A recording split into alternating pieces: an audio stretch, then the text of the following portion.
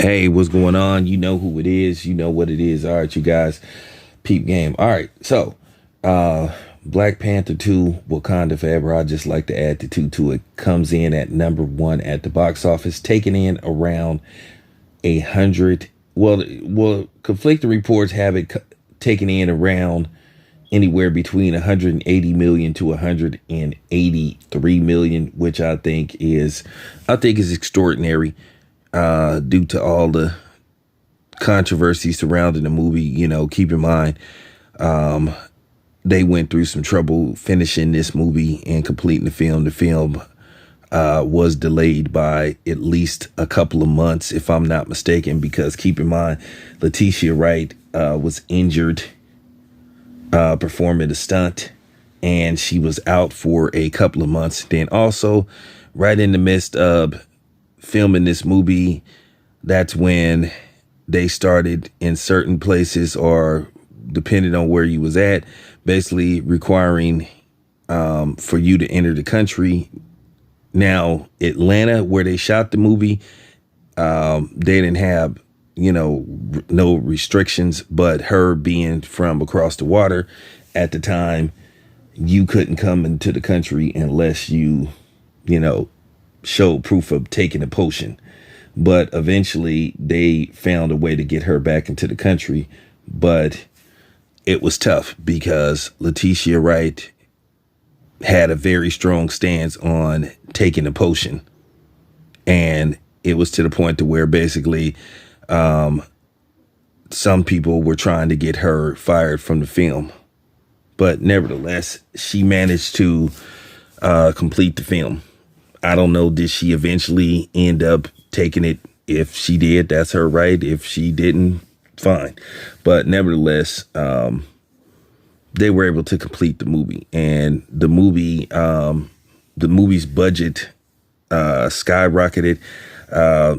They were trying to keep the budget under 200 million, or keep it between 180 and 200 million dollars. But due to the fact that the film was delayed by a couple of months because Letitia Wright couldn't shoot her scenes, and some people were calling for her to be recast because of her stance.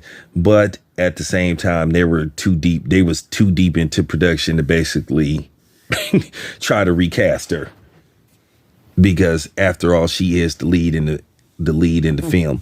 So with that being said, they finished the movie, but the movie did come in at number one. Once again, the movie took in over $180 million. Now, you would say, damn, that's extraordinary. Once again, this movie in the States, according to reports, cost $250 million to produce. But based off these numbers opening weekend, you would assume that this movie's gonna gross an additional you're gonna assume that this movie's gonna gross additional $70 million by next week to at least match the production budget for this film. They're looking at the type of numbers they're looking at. I guess domestically, they want this movie to, at least in the States, I think they're looking at around, hopefully between at least maybe 375 to 400 million. Like I said, it has a chance. Okay. So it has a chance. Will it do Top Gun numbers? I don't know. Like I said, nobody thought Top Gun Maverick would do the numbers that it did at the movie theaters. Anybody that thought so, they a damn lie. They were just hoping to get maybe 250 out of that film, but the movie ended up grossing almost 800 million at the box office.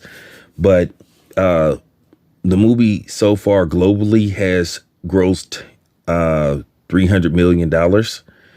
Now, there is issues surrounding additional international release, and I'll talk about that in a separate video. But yes, the movie comes in at number one, taking in $180 million and some change, maybe, depending on what resources you look at. But congratulations to the cast of Black Panther. Congratulations to director Ryan Coogler. So next week receipts will be pivotal.